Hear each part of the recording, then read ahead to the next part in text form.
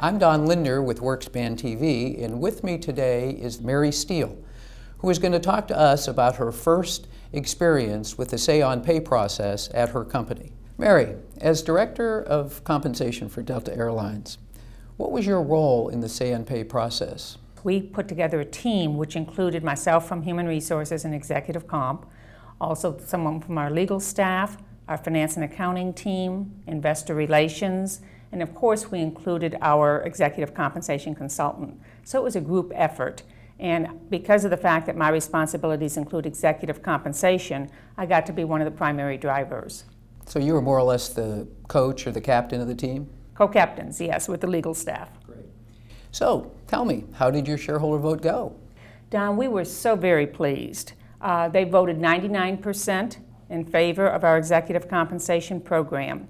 Now, to put this in perspective, the large corporations averaged around a 90% vote, but we still were very, very pleased that ours was the highest.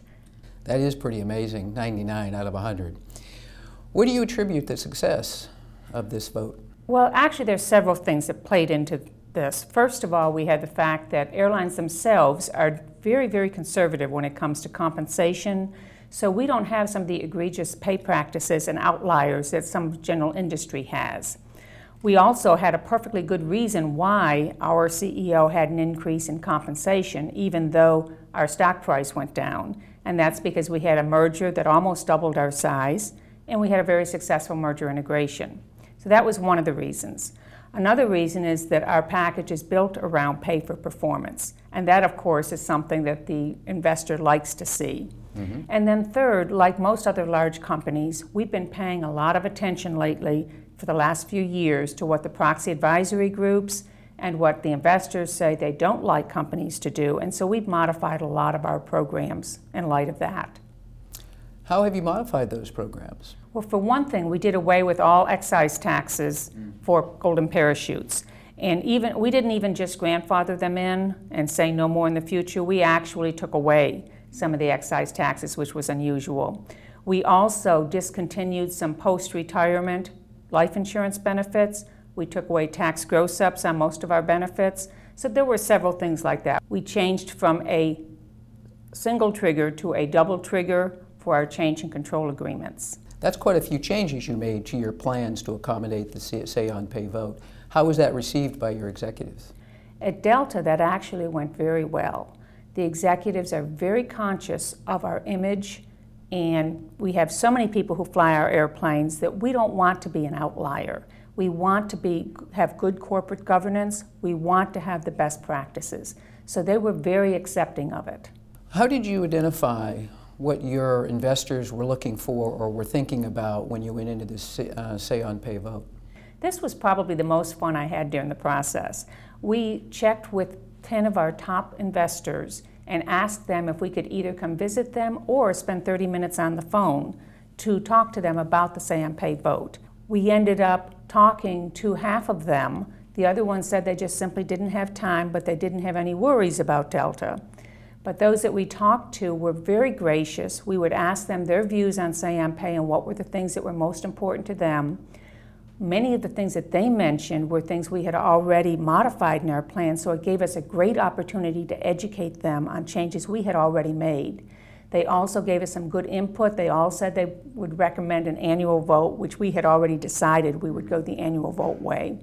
But it was a very good give and take, and one of them even offered to look at the draft of our CD&A ahead of time to see if they saw any red flags. So that was a lot of fun, and we had a good exchange with them. That's interesting to hear you say it was a lot of fun, because I know how anxiety-ridden some of these processes can be, so that's delightful to hear. So how did the say-on-pay process and vote influence the way you wrote your CD&A for the proxy statement? Well, we actually did what a lot of other companies did for the first time this year and did a pretty lengthy executive summary. We really focused on the business results, and last year we had the best year in a decade for Delta. That helped, of course, a lot, but we also explained our employee commitment, which is very important to Delta and part of our culture.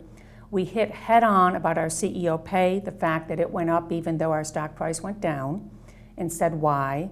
We also talked about some of the modifications we made, and we hit those issues right up front so that you only had to read the first 2 pages and you had a good sense of where we were. You had an overwhelmingly positive vote at 99%. What would you have done had the vote not been as favorable? Well, as an airline, we're always going to have a plan B.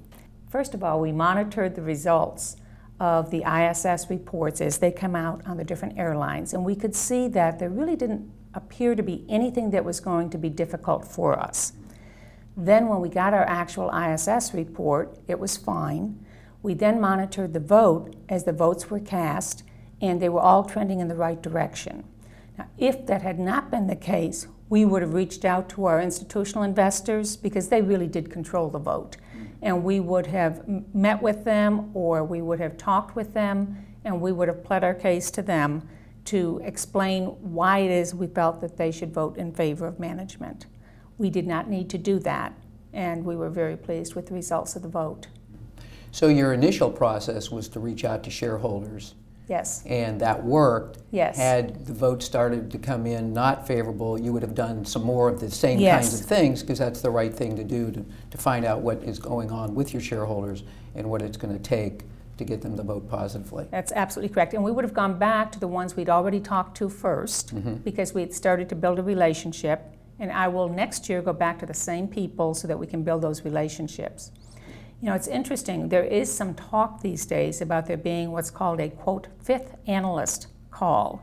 Right now, companies do talk to the analysts after every release of earnings, but those analysts that they talk to are much more on the investment side. The people who actually vote the proxies are on the proxy research side. So now what some large companies are thinking of doing is to add a 5th call that deals with executive compensation that is intended for the different audience. What was your relationship with ISS, and how did you deal with that as you went into the say-on-pay process? As you know, ISS has an awful lot of clout, more so probably than Corporate Library and Glass Lewis. So we pay a lot of attention to what all the proxy advisory groups suggest, but especially ISS. We are very aware of everything that they write. We're very aware of what their different rules are, their procedures, their processes. And in fact, we have made some modifications based upon things that they have suggested. We definitely care about that. We definitely pay attention to that. But when I talk to our institutional investors, I purposely ask them that question as to how much impact the ISS recommendation has on their voting. And they all said that they read the ISS recommendation, but that they make their own decisions, that if their decisions happen to be the same as ISS, it's probably because they both had the same issues with the company. So while we pay very strict attention to ISS, we felt that after talking to our institutional investors that we would be able to do just fine with our say-on-pay vote. You mentioned that you recommended an annual say-on-pay vote instead of several companies went for a triannual vote. Why did you do that? I figured from the very beginning, hey, that's what ISS and the other proxy advisory groups are going to be recommending. Let's just bite the bullet, plan on the annual, and then make it a normal event. What would your key advice be to executive compensation practitioners who have to prepare for a say-on-pay vote next year? Okay, first of all, obviously, step back and try to think like a shareholder. What is it that they care about? What is it they want to hear? Secondly, be certain that your compensation package is aligned with your strategy and impacts your business results, and be able to explain that.